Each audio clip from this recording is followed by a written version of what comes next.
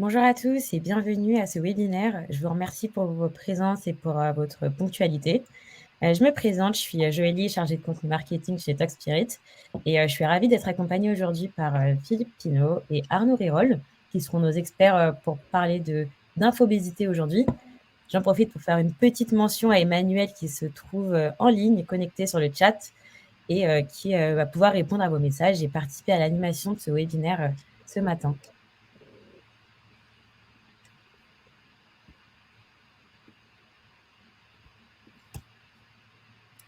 Je vois qu'il y a déjà des premiers messages de bonjour. Donc, bonjour à ceux qui nous rejoignent. Je pense qu'on va prendre le Bonjour. temps d'attendre que les gens se connectent.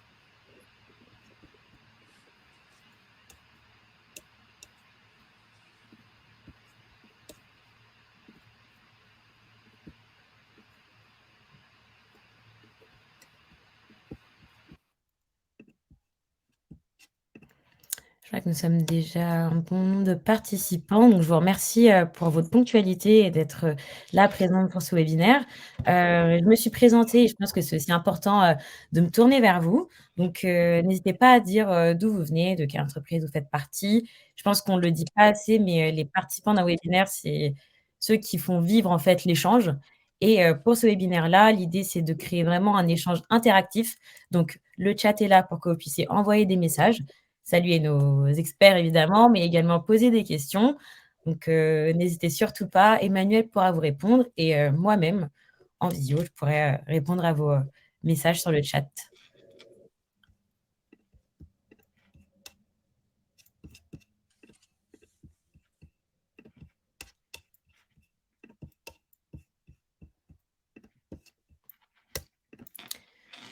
OK, donc je pense qu'on va commencer à entrer dans le vif du sujet. Tout d'abord, le temps que d'autres personnes se connectent au webinaire, je vais parler de l'outil Livestorm. Donc, c'est l'outil qu'on utilise pour projeter du coup ce webinaire. Si vous ne l'avez jamais utilisé, c'est très simple. Tout d'abord, comme je vous l'ai expliqué, il y a un chat. Le chat permettra d'envoyer des messages, d'échanger avec vous, que vous puissiez poser vos questions ou partager vos expériences tout simplement. Vous avez également un onglet questions. L'onglet questions va vous permettre en fait d'envoyer des questions que nous pourrons répondre à la fin du webinaire à une session Q&A qui sera dédiée. Donc n'hésitez pas, si vous avez une question et que vous voyez qu'on n'y répond pas tout de suite, c'est qu'on la garde pour après, pour que nos experts vous donnent la meilleure réponse à vos questions tout simplement. Et finalement, comme je vous l'expliquais, l'idée c'est de créer un échange interactif. Il y a une partie sondage. Donc cette partie sondage, vous verrez qu'il y a des sondages qui vont apparaître sur votre écran durant le webinaire. Ce sera du coup pour vous faire participer, il suffira simplement de répondre à du coup la première question que vous voyez affichée sur votre écran. Donc le premier sondage qui a été mis, c'est un sondage qui vous interroge sur l'importance des réunions au travail. Je vous laisse répondre et soumettre votre vote à ce sondage. Nous y reviendrons juste après, pendant du coup au début de la présentation. Et pour l'instant, je pense qu'on va commencer à entrer dans le vif du sujet et enfin parler d'infobésité. Donc du coup, je pense que si vous êtes là, c'est que l'infobésité vous parle certainement. On va commencer par une petite définition simple de l'infobésité. Donc l'infobésité, qu'est-ce que c'est? C'est la surabondance d'informations auxquelles nous sommes constamment confrontés et que nous ne sommes pas en capacité de gérer. C'est en fait un phénomène qui touche beaucoup de monde. On l'observe notamment dans une étude d'OpenText qui observe que 80% des collaborateurs dans le monde ressentent une surcharge informationnelle au travail. Cette surcharge informationnelle, on voit que c'est un nombre énorme, 80% touche énormément de collaborateurs et je pense que parmi ces 80%, vous devez en faire partie. On trouve plusieurs sources à cette informaticité et notamment en fait des sources d'activités qu'on a au quotidien au travail. En général, on travaille en collaboration, on peut être très souvent sollicité, que ce soit par téléphone, par notification si on est sur un outil et en fait, tout simplement, toutes ces notifications-là peuvent créer une surcharge informationnelle au quotidien. Également, les emails qui nous accompagnent au quotidien au travail, que ce soit les emails internes ou même les emails externes, cette accumulation d'emails, et de conversations qui ne parfois mériteraient tout simplement un chat, peuvent créer, une abondance d'informations au quotidien et brouiller en fait, le travail des collaborateurs. On peut mettre aussi dans ces sources de l'infobésité les réunions. Par là, je vous dis pas d'annuler toutes vos réunions et de vous dire que les réunions, vont forcément causer de l'infobésité, mais en fait, des réunions mal organisées, une information peut-être trop descendante ou des réunions, à répétition peuvent causer une surcharge d'informations et en fait une mauvaise gestion de l'information. On utilise aussi beaucoup d'outils pour, optimiser notre travail au quotidien, mais en fait, jongler entre plusieurs outils va causer une infobésité et finalement aussi trouver de l'information. Lorsqu'on fouille dans les ressources de notre entreprise, qu'on cherche des informations, qu'on veut collaborer avec ses collaborateurs, qu'on est en recherche de documents, de fichiers qui ne sont pas centralisés, tous ces éléments-là et toutes ces sources, en fait, peuvent créer une infobésité et donc du coup, toutes ces informations-là vont nous permettre d'entrer dans le vif du sujet. Hem, Comme, je vous l'ai présenté tout à l'heure, on avait donc ce sondage qui vous interrogeait sur les réunions que vous avez au quotidien. Hem, Là, on va voir maintenant les résultats de vos votes. Alors, Philippe et Arnaud, est-ce que vous avez bien accès aux résultats, du sondage? OK, génial. Je vois que du coup, pensez-vous que toutes vos réunions sont réellement indispensables? Nous avons une majorité, 70 des participants qui répondent non. Et c'est assez marrant que je vois cette réponse parce que ça s'aligne assez avec une étude de l'Echo et Ipsos qui indique que 58 des collaborateurs pensent que plus de la moitié de leurs réunions, peuvent être en fait réduites ou évitées. Je remarque qu'en fait, ces chiffres montrent bien que ce sujet est important en entreprise. Donc il y a un constat qu'il y a des choses à faire. Toutefois, la question reste: comment y remédier? Philippe et Arnaud, je ne sais pas si vous voulez peut-être ajouter un commentaire sur ces chiffres-là avant de commencer?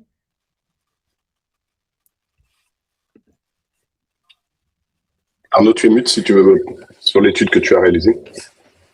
Oui, bah, peut-être juste préciser qu'on a réalisé cette étude en début d'année sur un panel de 1000 collaborateurs représentatifs. Donc, ça inclut aussi des collaborateurs qui ne sont pas derrière un écran comme vous et moi probablement. Mais c'est un chiffre qui effectivement surprend personne. Et comme tu le disais, Joëlie, ce qui est étonnant, c'est qu'on s'est complètement accoutumé de cet excès de réunions et parfois de l'inefficacité de certaines d'entre elles. Mais on va revenir sur ce sujet-là dans un instant. Exactement. Merci beaucoup Arnaud. Pour vous expliquer un petit peu le déroulé de ce webinaire, l'idée, ça va être tout d'abord de vous parler des sources de l'infobésité. On va explorer les sources et d'où vient l'infobésité. Ensuite, l'idée sera de vous parler des conséquences qu'elles peuvent avoir. Suite à ça, le meilleur pour vous, je pense, c'est de recevoir des bonnes pratiques pour prévenir de cette infobésité et finalement, on vous expliquera comment conduire le changement. Maintenant que voilà, j'ai un petit peu éclairci comment se déroulera le webinaire, je pense qu'on va pouvoir commencer cet échange. Pour rappel, n'hésitez pas à envoyer des messages dans le chat ou à déjà commencer à poser des questions dans l'onglet questions. Nous pourrons y répondre à la fin du webinaire sans souci. Donc, pour parler en fait de cette infobésité et démarrer, le sujet, je vais laisser la parole à Philippe qui pourra se présenter et également, présenter, Talkspirit.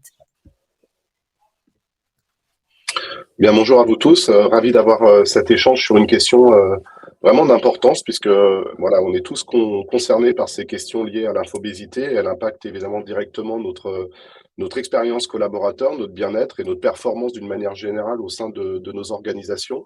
Donc, je suis le cofondateur et le dirigeant de Talkspirit. Aujourd'hui, Talkspirit est une plateforme de communication et de collaboration, donc qui vise à favoriser et faciliter la bonne circulation de l'information, s'assurer qu'elle touche les bonnes personnes au bon moment sur un support donc qui permet d'assurer cette circulation.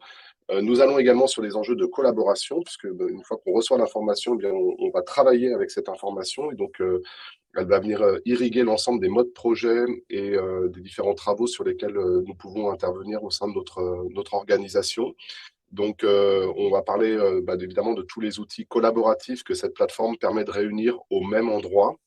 C'est une plateforme dont les bénéfices en fait permettent d'aller aussi sur des enjeux de cohésion, de sentiment d'appartenance, qui sont aussi des éléments importants dans le développement d'une culture d'organisation. Et puis je dirais que l'un des éléments qui la caractérise, c'est sa facilité de prise en main, de déploiement, d'adoption au niveau des utilisateurs. Preuve, les centaines d'entreprises, organisations publiques, privées, qui aujourd'hui ont adopté notre solution donc, pour résoudre ces problématiques de communication donc, et de collaboration au quotidien. Merci beaucoup Philippe. Arnaud, je te laisse du coup te présenter Grit et l'ECO. Le coup classique du micro en mute. Bonjour à tous. Écoutez, ça fait depuis 15 ans, on a pu observer, comme peut-être bon nombre d'entre vous, les limites des organisations à pouvoir traiter ce sujet qu'on a appelé parfois la réunionite aussi, qui vient en complément de l'infobésité. C'est bien l'objectif aujourd'hui de notre équipe, l'ECO, depuis 15 ans, d'essayer d'améliorer les approches méthodologiques et maintenant l'outillage pour arriver à développer au sein des organisations des pratiques qui soient tenables dans la durée. Et on met d'ailleurs cette notion de tenabilité à la fois le bien-être numérique, donc éviter les inconvénients, voire les vrais problèmes que génère cette infobésité, cette hyperconnexion. Mais c'est aussi la sobriété. On a des enjeux aujourd'hui environnementaux qui sont tels que le numérique n'est pas sur la bonne trajectoire, on est encore à l'ère du gaspillage, donc on s'attelle aussi à ce problème-là. Et puis derrière tout ça, de toute façon, il y a toujours ce sujet d'efficacité collective et qui est très aligné avec les deux précédents thématiques. Et pour arriver à progresser sur ces sujets-là, on utilise aussi le digital. On progresse, les applications sont devenues SaaS, on a des UX aujourd'hui qui sont extrêmement matures, mais on a aussi de la data, et la data peut nous aider au quotidien à mieux piloter et à mieux stimuler des changements de comportement, et c'est ce à quoi nous nous attelons avec Grit chez l'ECO. Merci Arnaud, merci Philippe également pour vos présentations. Je vais maintenant vous laisser présenter les différentes sources d'infobésité qui peuvent affecter le travail au quotidien. Ici, l'idée en fait, c'est de reconnaître ces sources pour mieux les gérer et ensuite en fait les atténuer et améliorer son quotidien au travail. Donc Philippe, je te laisse prendre la parole et monter sur scène. Oui, très bien. Effectivement, plusieurs sources sur lesquelles nous allons vous communiquer quelques détails. Alors, je vais commencer avec cette première diapositive pour mettre en lumière trois sources qui amènent cette infobésité. Donc, dans un premier temps, la multiplication des outils de collaboration, alors qui a été évidemment en plus amplifiée par le Covid, qui a amené une effervescence et une frénésie d'outillage pour pouvoir pallier finalement à nos confinements. Peut-être deux chiffres qui sont intéressants dans cette thématique-là. L'étude de Gartner d'abord qui révèle que les outillages de collaboration ont augmenté de 44% depuis 2021, donc c'est quand même assez significatif, mais aussi qu'aujourd'hui, en moyenne, un collaborateur va utiliser 10 applications 25 fois par jour. Donc, on met bien en lumière en fait cette surabondance d'outils, ce qui amène aussi beaucoup de problématiques et qui participe donc à cette infobésité. Bien sûr, il y a aussi la mauvaise utilisation, alors peut-être un manque de maturité ou d'éducation ou de formation lié à l'utilisation de ces outils qui sont évidemment qui émettent beaucoup de signaux au quotidien, notamment donc des notifications, la mauvaise compréhension parfois donc de leur utilisation sur ces différents sujets. Le manque aussi d'accompagnement dans l'utilisation, de clarté dans la manière d'utiliser ces différents outils qui peuvent participer de cette infobésité. Et puis, il y a aussi, c'est aussi démontré par la recherche et la science, c'est ce syndrome de peur de manquer, en fait, qui nous amène à multiplier finalement les canaux de réception de notifications, en particulier la boîte mail, qui est le réceptacle en plus de nos informations de travail, et bien de toutes ces notifications qui viennent nous informer que quelque chose s'est déroulé donc, sur l'un des différents outils. Et donc, cette peur de manquer, elle amène cette surcharge d'informations et cette fatigue mentale qui, in fine, impacte directement notre concentration et notre bien-être dans la façon de pouvoir dérouler sereinement une journée de travail aujourd'hui. Alors, cette infobésité, elle vient aussi de l'amélioration technologique et du fameux effet rebond. L'effet rebond qui consiste finalement qui décrit plutôt le phénomène d'augmentation de l'usage qui va venir au regard de l'amélioration technique. Donc, par exemple, je prends l'exemple des réunions où, sur les 15 dernières années, on a commencé à faciliter l'organisation des réunions en permettant à chacun de regarder les agendas des uns et des autres, plus besoin d'échanger des mails pour trouver un créneau commun.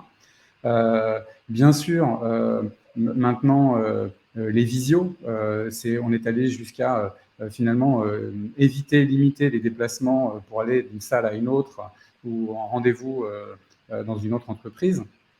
Tout ça a permis d'optimiser les agendas et n'a fait qu'augmenter le nombre de réunions sans pour autant finalement libérer du temps aux collaborateurs, à chacun d'entre nous, pour travailler sur d'autres tâches.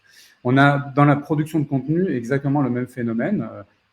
Avant l'email, il y avait le courrier. Le fait d'utiliser l'email a facilité la multiplication des échanges.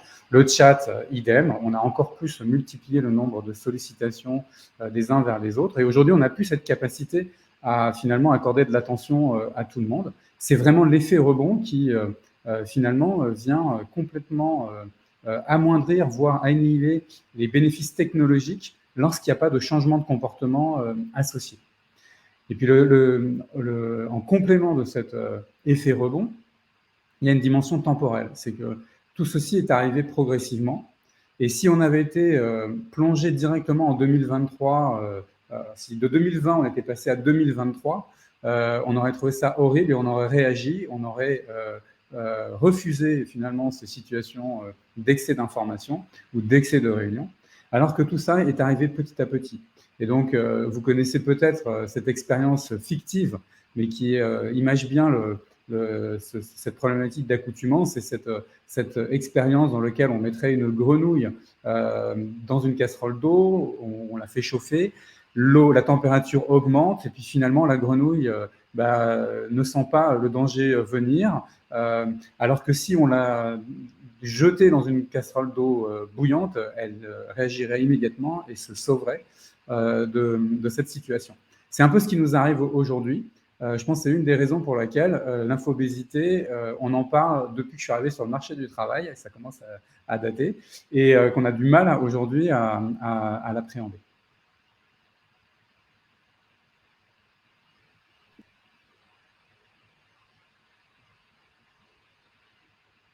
Philippe, mince. Joëlie, c'est Joëlie qui... Merci beaucoup, je suis désolée, encore une fois, le coup du micro. Je vous remercie en fait Philippe et Arnaud pour cette première partie sur les sources, cette partie qui nous permet de comprendre mieux d'où peut venir cette infobésité qu'on rencontre en fait au quotidien au travail.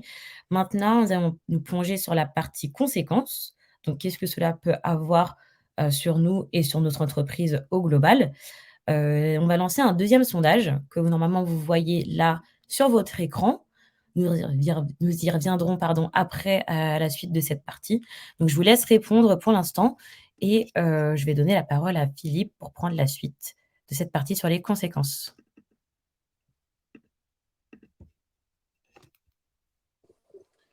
Merci Joëlie. Donc, alors quelles sont les conséquences? On peut citer voilà, ces quatre éléments que j'ai rappelés sur la diapositive. D'abord, la perte de temps et de productivité. Je pense que c'est évident pour tous. Simplement pour là aussi donner un chiffre, c'est l'Association américaine de psychologie qui nous a indiqué que ce côté très multitâche dans notre façon d'appréhender l'information nous a fait perdre jusqu'à 40% de notre temps de travail efficient dans nos journées. Donc, c'est quand même un enjeu extrêmement important. Il y a cette idée aussi de le fait que de passer d'un outil à un autre nous amène je dirais, comme conséquence une difficulté concrète dans l'identification de où sont les sources qui contiennent l'information que je viens rechercher. On a aussi chiffré le temps, le temps que passent les collaborateurs donc, à gérer leurs emails. C'est un temps qui est extrêmement conséquent, vous le voyez ici, donc 28% de notre temps de travail qui passe dans cette recherche d'informations. Et puis évidemment donc ce qu'on appelle la réunionnite, ces réunions qui s'enchaînent les unes derrière les autres, notamment sur des publics managers dont les agendas en fait sont surchargés de réunions et qui amènent à cette perte de temps et je dirais d'efficacité au-delà de la productivité.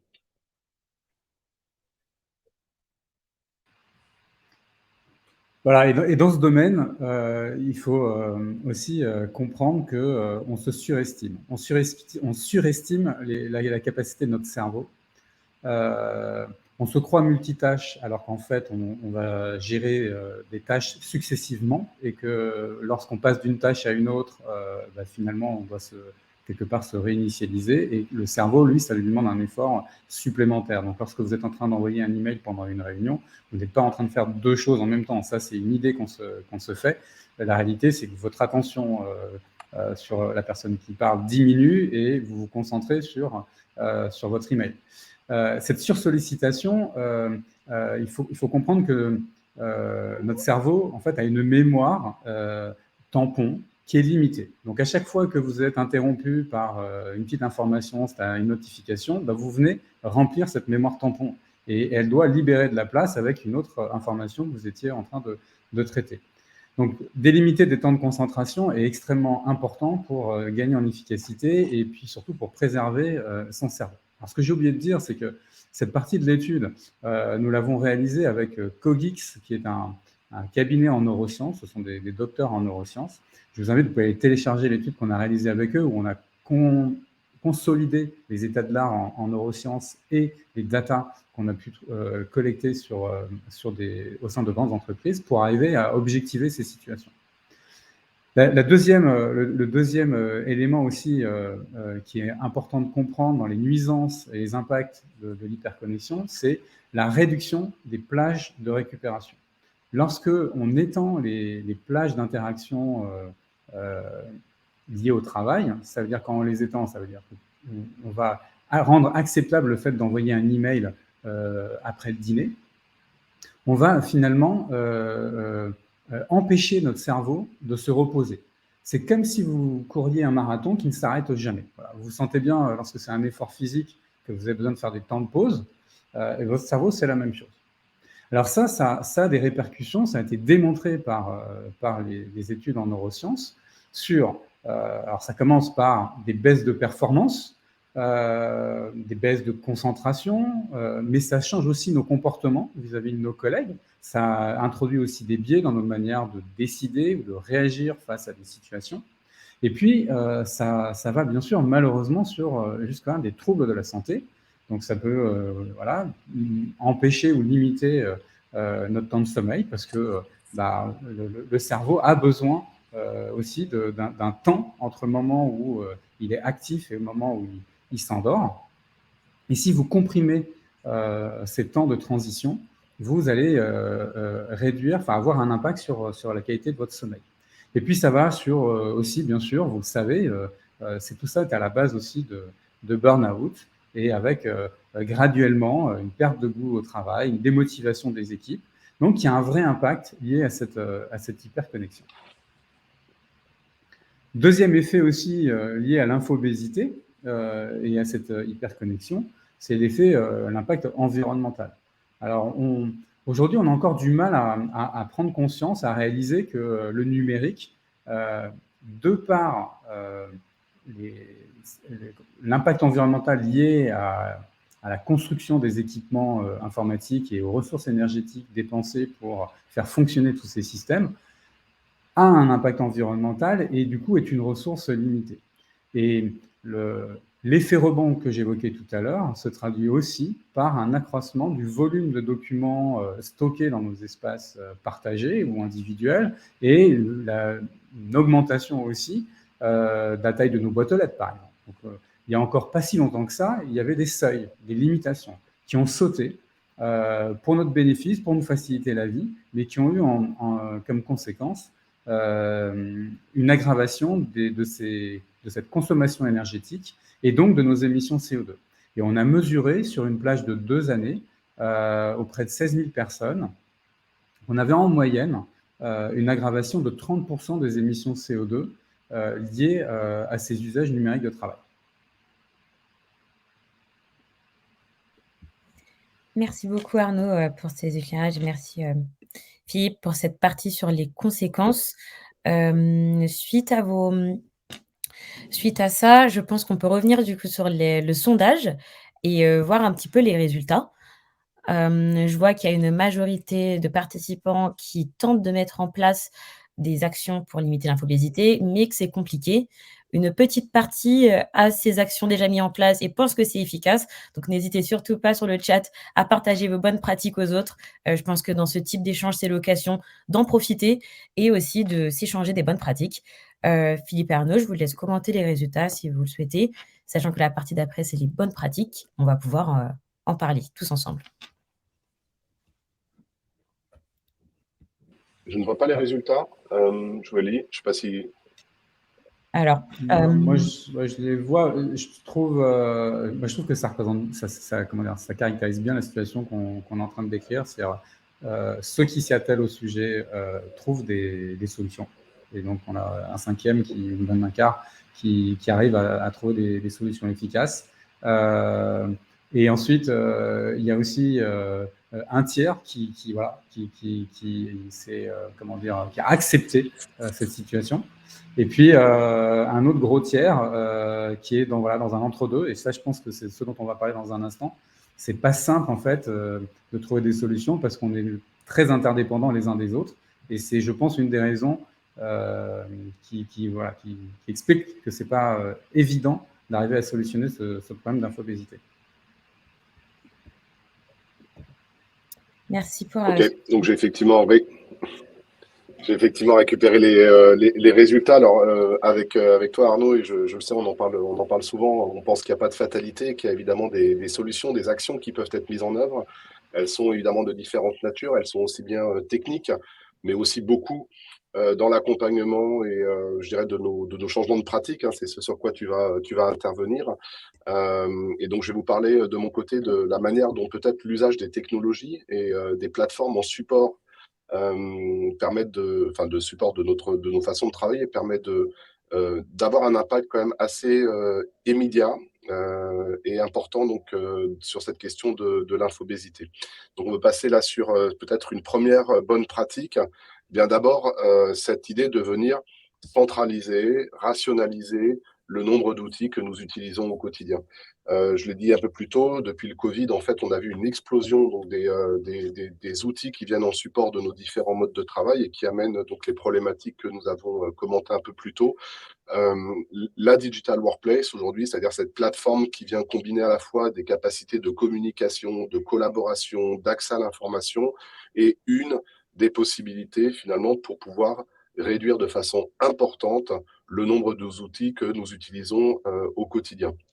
Et aussi, dans cette idée-là, il faut aussi avoir en tête les impacts dont tu parlais, Arnaud, qui sont ceux de l'empreinte carbone, parce que la multiplication des outils, la multiplication des informations que nous venons mettre sur différents supports participe aussi de cette consommation et de cet voilà, impact carbone que nous cherchons évidemment à limiter dans nos façons de travailler.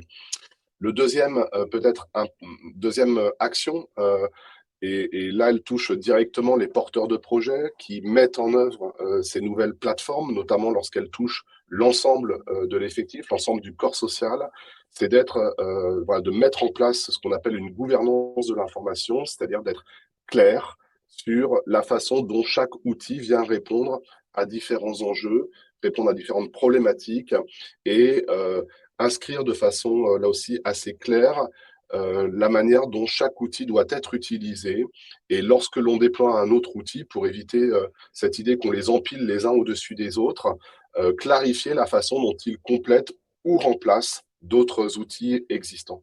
Donc, par exemple, chez Talkspirit, dans chaque déploiement de projet, nous passons du temps à définir ce qu'on appelle cette architecture de groupe qui va venir progressivement déplacer des flux qui pouvaient être existants sur différents outils ou supports pour venir voilà, les inscrire dans une logique de groupe où un groupe est associé à une thématique, est associé à une audience, vient compléter ou remplacer le plus souvent d'autres outils existants. Et dans une approche assez progressive finalement de cette roadmap de groupe que nous déployons sur la plateforme, eh bien, on arrive à impacter dans la durée un nombre assez significatif d'outils qui n'ont plus de raison d'être puisqu'on est venu donc les centraliser sur une plateforme tout en un. Une troisième peut-être action qui est le fait de pouvoir mieux organiser finalement l'information. J'en ai un petit peu parlé au travers notamment de cette définition d'architecture de groupe, qui était essentielle pour faciliter l'accès à l'information et aider chacun à identifier les bons canaux sur lesquels aller chercher cette information et collaborer. Mais c'est également aussi mieux gérer en fait les notifications. Donc sur cette thématique, il est aussi beaucoup question de formation, d'accompagnement, de diffusion des bonnes pratiques chez les organisations donc, qui utilisent ce type de plateforme, parce que force est de constater qu'on a souvent des utilisateurs qui subissent finalement ces notifications par une mauvaise maîtrise de ces sujets-là sur les outils. La classification de l'information également est un élément important pour faciliter, là encore, l'accès à cette information et réduire le temps que nous passons à la rechercher. Une quatrième pratique, c'est de sensibiliser et de former, d'accompagner l'ensemble d'un collectif, en particulier ceux qui sont dans une responsabilité managériale, une direction d'entreprise bien évidemment dans un premier temps, à ce qu'est le droit à la déconnexion, donc qui vient finalement contrebalancer ces effets indésirables de cette hyperconnexion et de cette infobésité dont tu rappelais Arnaud qu'elle pouvait conduire jusqu'à une perte de motivation et dans les cas les plus sévères des burn-out qui représentent quand même des coûts extrêmement importants pour nos organisations aujourd'hui. Donc, le droit à la déconnexion, comme le titre l'indique, c'est un droit, c'est inscrit dans le droit du travail, et il est important que chacun puisse se sensibiliser par rapport à cette question et que nos managers, nos dirigeants puissent traduire finalement ce sujet dans des plans d'action, dans des plans de formation, également dans une forme d'exemplarité vis-à-vis de la manière dont on diffuse l'information au quotidien. Sur cette partie-là, j'ai envie de vous renvoyer sur un livre blanc que nous avons écrit chez Talkspirit l'an passé, qui a été téléchargé plus de 7000 fois et qui est un guide pratique avec de très nombreux conseils sur à la fois l'approche sensibilisation dont je parlais et puis différentes actions concrètes, activables que vous pouvez mettre en œuvre pour pouvoir respecter finalement ce sujet.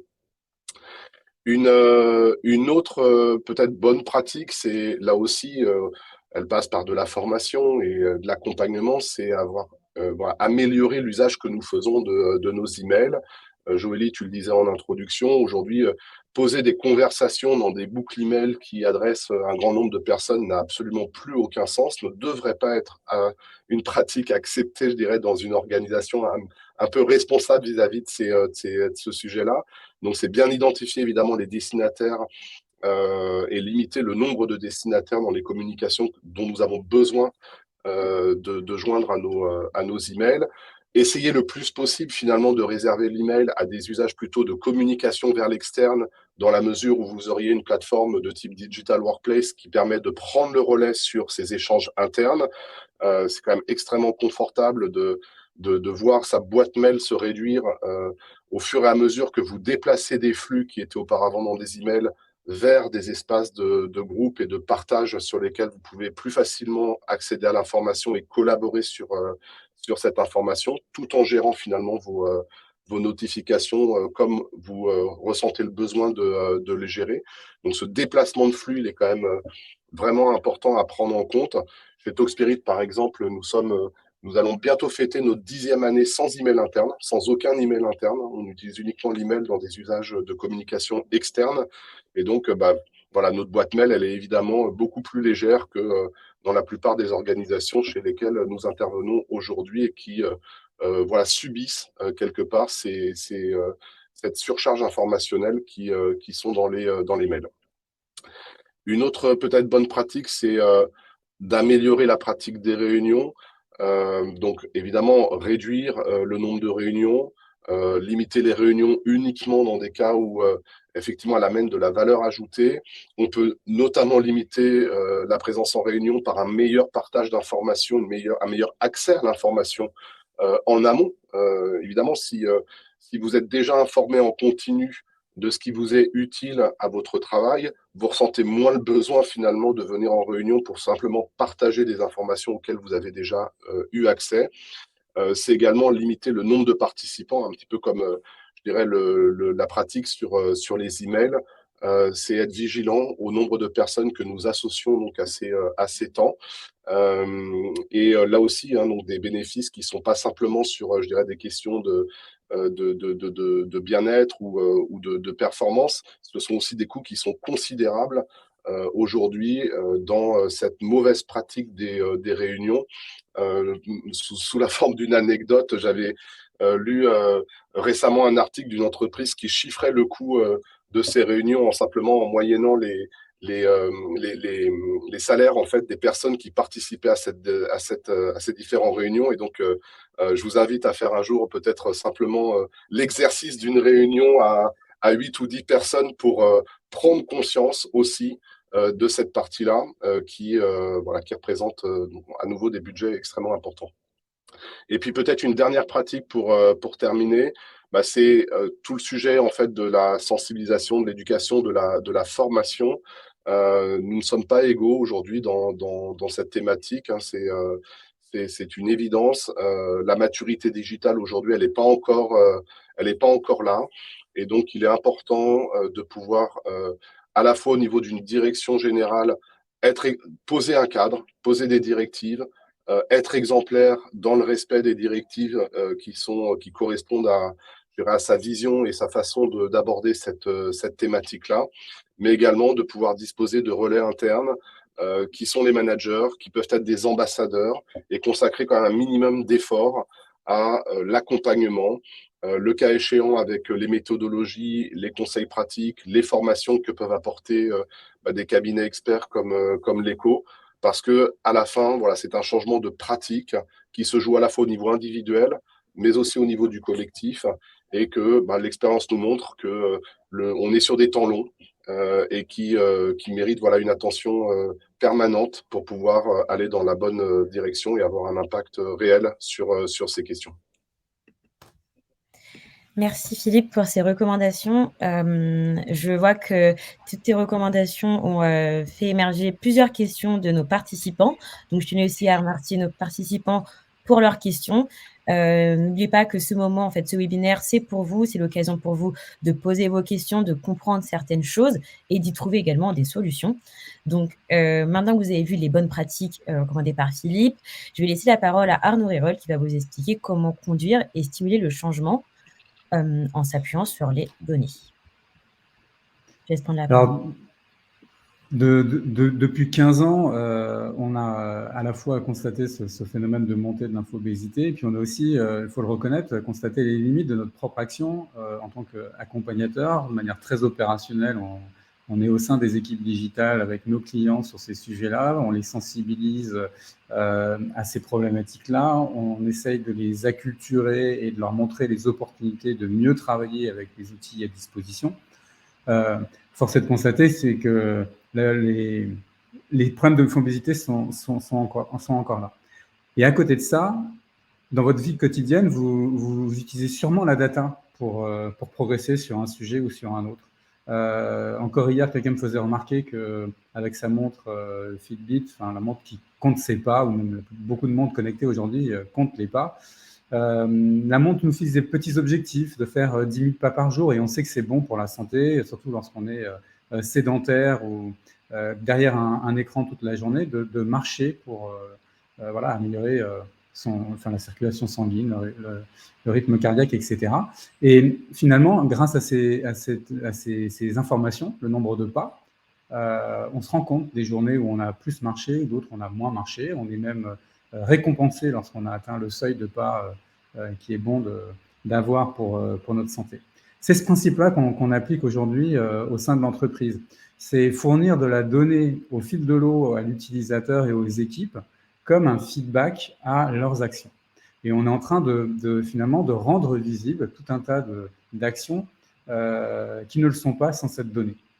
Donc, quelqu'un qui fait l'effort de réduire le nombre de participants aux réunions qu'il organise, quelqu'un qui fait l'effort de diminuer de 5, 10 minutes, un quart d'heure le temps de ses réunions, quelqu'un qui fait l'effort de nettoyer sa boîte mail ou son espace disque, tout ça, aujourd'hui, c'est invisible. Et c'est finalement faut vraiment être motivé, altruiste pour agir et adopter cette discipline. Donc la donnée, elle va nous permettre de rendre visibles ces petits efforts. Ça va permettre aussi d'apporter de la reconnaissance. La première chose, ça va être la gamification, comme sur la montre. L'entreprise va pouvoir mettre en avant les collaborateurs qui font ces petits pas de progression. Et tout ça va encourager à répéter ces actions jusqu'à ce que ces actions deviennent routinières. Et lorsqu'elles deviennent routinières, elles ne nécessitent plus d'efforts. On les fait par automatisme et c'est comme ça qu'on change de comportement.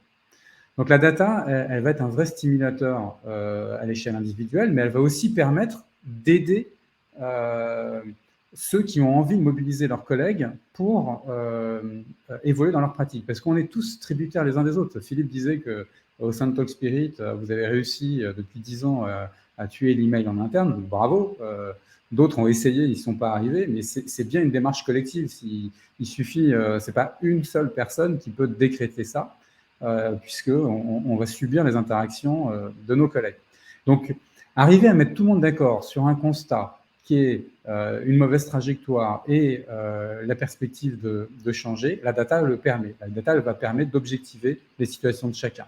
Ensuite, elle va permettre d'aider les équipes accompagnatrices ou les managers de ces équipes de mettre en place des démarches de progrès continu, des démarches itératives de type OKR, où on va voir un objectif, réduire l'infobésité, mais on va avoir des résultats clés qui vont être le nombre d'emails envoyés, le nombre de réunions organisées, le nombre de participants ou la durée des réunions. On va avoir des indicateurs extrêmement factuels qui ne vont pas traduire, certes, ni la qualité des réunions, ni la situation d'infobésité dans sa globalité, mais ce sont des indicateurs que l'on sait, lorsqu'ils progressent, nous rapprocher de l'objectif, enfin, qui nous indiquent qu'on est en train de se rapprocher de l'objectif. C'est le principe de la démarche OKR que certains doivent connaître et peut-être même appliquer au sein de leur organisation.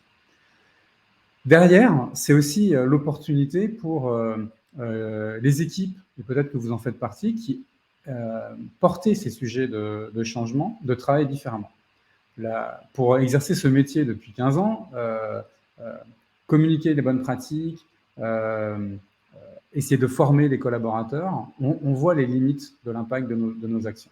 Grâce à la data, il est beaucoup plus facile, comme je le disais tout à l'heure, de récompenser les équipes et ceux qui font l'effort de changer. Donc, on a des porteurs d'initiatives qui émergent, des champions à qui on peut apporter de la reconnaissance, qu'on peut encourager à mobiliser autour d'eux, fort du crédit de leur propre transformation. Mais on peut également responsabiliser les entités au sein de l'entreprise sur ce critère, par exemple d'hyperconnexion, parce que c'est un enjeu de santé, c'est un enjeu de bien-être et de QVT au sein de l'entreprise. Il ne s'agit pas forcément de dire à chacun de ne pas envoyer de mail après 20 heures, mais de donner à chaque manager un indicateur qui mesure cette situation d'hyperconnexion et de responsabiliser les managers pour sensibiliser et mettre en place des actions qui vont favoriser la réduction de cette hyperconnexion et de cette infobésité. Donc la data a ses multiples vertus et aujourd'hui, ça devient possible. Ça devient possible, donc ça reste encore de l'innovation managériale. On n'est pas encore à un stade industriel où juste en 3 clics, on vous fournit ces tableaux de bord. Mais on travaille avec nos premiers clients sur ces dispositifs et on est capable de cartographier et de mesurer trimestre après trimestre les impacts des actions de sensibilisation et tout simplement l'effet produit auprès des équipes lorsqu'elles voient leurs propres données. Donc c'est d'ailleurs à l'occasion de ce webinaire avec Philippe, on a très envie d'articuler notre solution Grit et TalkSpirit. Donc si vous êtes intéressé par ce type de projet, n'hésitez pas à revenir vers nous. On sera vraiment content de pouvoir finaliser cette articulation entre nos deux solutions. Et puis pour terminer sur ce sujet-là, parce que j'imagine qu'il y a des questions sous-jacentes autour de la RGPD, autour de la sécurité, très rassurant par rapport à ça. On a une technologie qui a été pensée autour de ces problématiques-là. Les données sont anonymisées, les données extraites le sont depuis l'environnement de l'entreprise. de manière à ce qu'il y ait un sas étanche entre l'environnement de travail de nos clients et nous-mêmes, et on fournit une information une information individuelle uniquement à l'utilisateur concerné et des informations agrégées aux équipes. Donc, on ne peut pas dissocier les données de chaque collaborateur. Voilà. Et encore une fois, la data en soi, lorsqu'elle est bien mise en scène, c'est un nudge. C'est-à-dire que c'est quelque chose qui va stimuler le changement. Si on vous met un indicateur devant les yeux, mécaniquement, vous allez vouloir le faire progresser. C'est ça l'effet nudge qu'on va rechercher avec la donnée. Merci Arnaud pour cette partie sur la data qui, je pense, est très innovante et va beaucoup intéresser la plupart de nos participants. J'espère en tout cas que cette présentation vous aura permis d'en savoir plus sur l'infobésité. Je voulais conclure en vous rappelant des étapes essentielles pour limiter l'infobésité en entreprise. Tout d'abord, la partie d'identification des sources de l'infobésité. Savoir d'où vient l'infobésité, quelles sont les causes de cette infobésité. Ensuite, utiliser un outil adapté et l'optimiser est l'idéal pour réduire cette infobésité. L'idée est de changer son quotidien au travail, l'améliorer, trouver des solutions alternatives, comme par exemple, on a eu l'exemple du mail qui peut être remplacé par un chat ou par des choses beaucoup plus efficaces. On a aussi la data qui permet de comprendre mieux son utilisation des outils. Toute cette partie-là, ça va être l'optimisation. Ensuite, la partie à ne surtout pas oublier, c'est que réduire l'infobésité, c'est un processus continu. Donc la formation et également s'informer continuellement sur les bonnes pratiques, notamment avec les bonnes pratiques qu'on a pu vous partager aujourd'hui, peut vous aider à démarrer un processus pour ralentir, limiter ou réduire l'infobésité au sein de votre entreprise. Et finalement, la dernière partie essentielle à retenir, c'est mesurer et identifier où il y a des améliorations à faire. Comme nous l'expliquait Arnaud, la data peut vous aider dans la partie de mesure et en fin de compte, il vous suffira de poursuivre vos efforts et de ne pas hésiter à trouver de bonnes pratiques et en échanger avec d'autres pour limiter totalement une infobésité au sein de votre entreprise. Nous voilà arrivés à la fin de notre webinaire sur l'infobésité. On va pouvoir passer à la partie Q&A. Donc, je tenais encore à remercier nos participants pour les multiples questions qui ont été posées, la participation aussi aux sondages qui ont nourri ce webinaire. On va pouvoir traiter vos questions. Donc, on avait une question qu'on a gardée de côté qui est celle de Paul Charvolant. J'espère que je ne fais pas de faute sur le prénom. En tout cas, n'hésitez pas à me reprendre. Qui était, au vu de mon expérience sur l'utilisation des systèmes d'information, ma capacité à gérer de plus en plus d'outils numériques s'érode avec l'âge et je me demande si cela est ressenti par tous et tous. La question, en fait, concerne vraiment l'âge et l'utilisation des outils. Est-ce que l'âge a un rapport avec l'infobésité et l'utilisation des outils? Alors, moi, de mon expérience, je pense qu'il y a deux choses distinctes. Il y a effectivement, avec l'âge, on est peut-être moins, curieux de toutes les nouveautés. Il y a une sorte peut-être de lassitude qui peut s'installer et on a tendance à se stabiliser sur les outils qui fonctionnent bien pour nous. Et de l'autre, la question de l'infobésité, est-ce qu'elle touche plus certaines catégories, certaines tranches d'âge? Alors ça, on pensait aussi que c'était quelque chose qui pouvait être générationnel, mais dans l'enquête que l'on a réalisée avec Ipsos, où on avait vraiment les âges, les tranches d'âge des répondants, c'était pas du tout le cas. C'était pas du tout un facteur différenciant sur ces aspects-là. Merci Arnaud pour ta réponse. On avait une autre question de Dorothée Crassou. Je vais vous la faire passer à l'écran.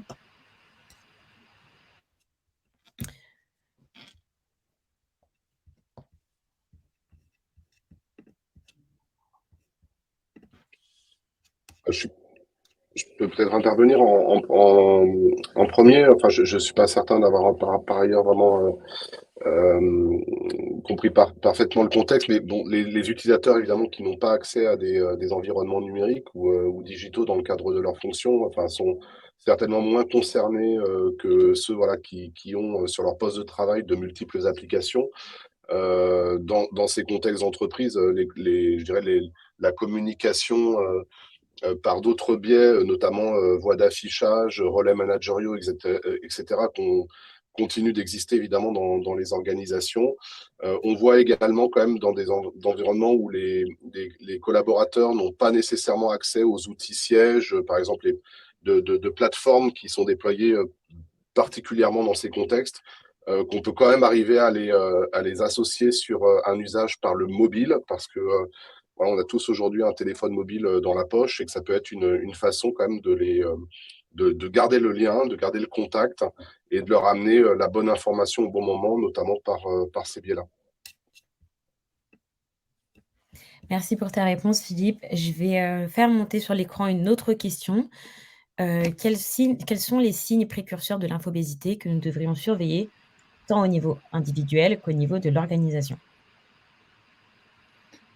Alors, à titre individuel, je dirais, si on n'a pas la capacité, avant de quitter le travail, à une heure raisonnable, de dépiler tous ses mails, ça peut être un signe.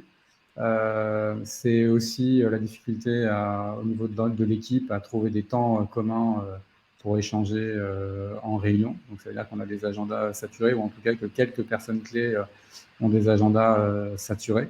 Mais la difficulté qu'on a pu mesurer justement dans l'étude sur l'hyperconnexion avec Cogix, c'est que on est dans des situations très variables d'une semaine à une autre ou d'une période à une autre.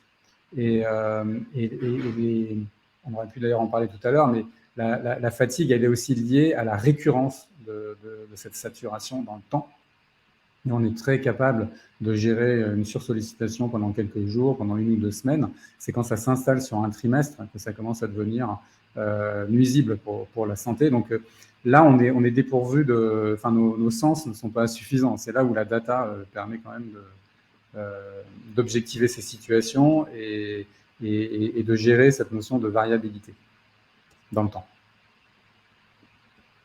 Oui, puis aussi peut-être les enquêtes, les baromètres internes, voilà, sur lesquels les entreprises aujourd'hui sont régulièrement quand même ces ressentis, notamment dans cette grande thématique qui est l'expérience de travail, l'expérience collaborateur, le bien-être au travail, la qualité de vie au travail, qui peuvent fournir aussi des indicateurs intéressants pour identifier d'où on part et au fur et à mesure que des actions se mettent en œuvre, comment est-ce que cette situation évolue. Je vous affiche une autre question concernant les bonnes pratiques. Avez-vous de bonnes pratiques pour prioriser les informations essentielles parmi les multiples données au sein d'un grand groupe? Ouais. De mon point de vue, je pense que voilà, une information qui est essentielle, dont on veut s'assurer qu'elle est effectivement lue et vue par tous, mérite une exposition évidemment importante. Donc, sur des plateformes digitales aujourd'hui, ce sont généralement les intranets ou les portails d'accueil qui viennent donner cette exposition importante à l'information. Maintenant, je pense qu'elle n'est pas suffisante. Elle mérite aussi des relais internes qui peuvent être ceux de la communication institutionnelle traditionnelle par voie d'affichage et encore mieux peut-être par les relais managériaux qui vont s'assurer que les informations importantes sont effectivement bien identifiées par leurs différentes équipes. Alors, pour compléter ce que dit Philippe, moi j'avais lu aussi dans la question le fait que finalement une information peut être essentielle pour celui qui l'émet, pas forcément pour tous les destinataires, et qu'on est tous aujourd'hui, lorsqu'on est dans un fonctionnement très centré sur l'email, dans une organisation de notre flux d'activité qui est chronologique, enfin antéchronologique. C'est-à-dire que les derniers mails qui arrivent sont sur le devant de notre attention. Donc là, le conseil, et je pense que Philippe ira dans ce sens-là, et c'est la raison pour laquelle vous avez quitté l'email, c'est qu'il faut arriver à ventiler tout son flux de travail sur d'autres canaux qui vont être beaucoup plus contextualisés. Les conversations autour du process de facturation sont dans l'outil de facturation. Les discussions autour d'un document sont dans le document. Les discussions autour de la veille sont dans un espace veille. Et c'est à chacun, en fonction de son organisation, de décider, OK, là, je dédie un temps à la facturation parce que c'est mon métier, je dédie un temps à la veille, voilà. Et du coup, on a une information qui est hiérarchisée pour soi d'une manière, en tout cas, optimum. Donc, pour résumer, c'est la raison principale pour laquelle on conseille aux entreprises d'arriver à sortir de la collaboration dans l'email. Merci Arnaud et merci Philippe. On a une dernière remarque de Nathalie Willard qui parle de la santé mentale. Donc, le message dit que l'infobésité touche la santé mentale, comme on l'a évoqué pendant ce webinaire, mais elle touche également la santé posturale en raison de la surexposition digitale. Je vous laisse rebondir sur cette remarque.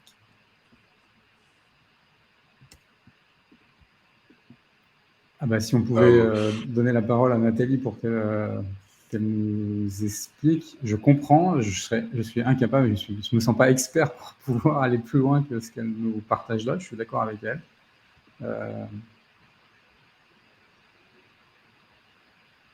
J'ai l'impression que sur la partie posturale, on parle davantage en fait de l'impact sur le physique, sur notre forme physique. Et donc, je pense qu'effectivement, voilà, on n'est pas que sur la partie peut-être purement intellectuelle, mais aussi sur la manière dont on ressent une certaine douleur, des douleurs dans son corps, par rapport à cette surcharge informationnelle et cette omniprésence du digital et dans nos vies aujourd'hui. Enfin, c'est comme ça que je comprends la question. Donc, je comprends que c'est plus un complément à ce qu'on appelle la santé mentale, mais sans être un spécialiste du sujet. Merci en tout cas pour la question. Je remercie également Nathalie pour cette question qui enrichit notre webinaire. C'est ça qu'on voulait, en tout cas, de nos participants, que vous puissiez participer et amener vos expériences et vos savoirs également à ce webinaire. Je pense qu'on va pouvoir terminer l'événement. En tout cas, pour ceux qui auraient pu manquer des parties du webinaire, le replay sera disponible juste après la fin de l'événement et nous vous enverrons également des contenus complémentaires pour en savoir plus sur l'infobésité. Merci à tous pour votre participation et je vous dis au revoir. À peut-être bientôt pour un prochain webinaire. Merci à tous. Bonne journée. À très bientôt. Merci à tous.